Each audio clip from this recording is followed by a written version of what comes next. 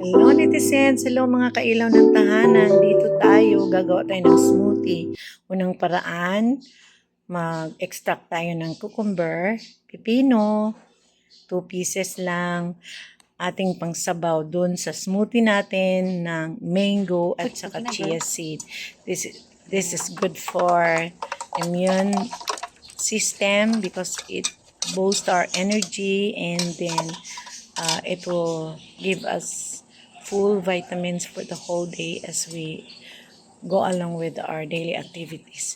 So ayan, nag-blending na tayo ng mango. Yun lang guys. Pagkatapos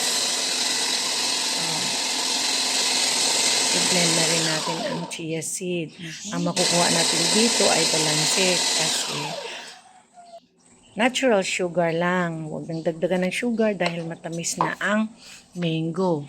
At kung sakaling diabetic ka, safe pa rin kasi parang kalahati lang mango na kuha mo dyan sa isang baso.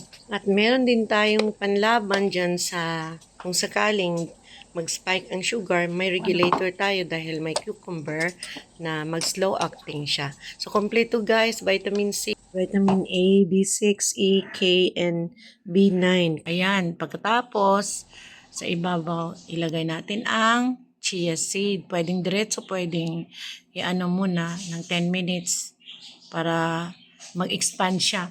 Pero kapag okay na, pwede naman din diretso lang. I-mix mo na lang. Tapos inumin. Ang function naman niya ay may fiber siya, may protein. Kaya pwede nang hindi ka mag-breakfast dahil kumpleto na to. Ayan guys, pagka mainom mo yan, it fights constipation, masolve yung kung sakaling constipated ka, at saka napakasarap guys. Ang fiber kumpleto na kasi mag-expand yan sa ilalim sa tiyan mo. Lalo guys sa maliwanag sa terrace. Tikman na natin ang ating smoothie, mango chia smoothie.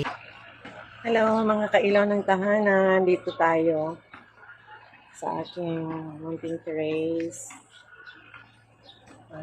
Ito na ang ating iinumin early in the morning.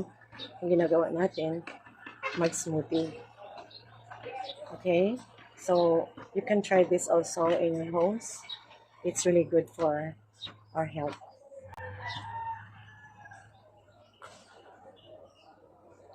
Sarap!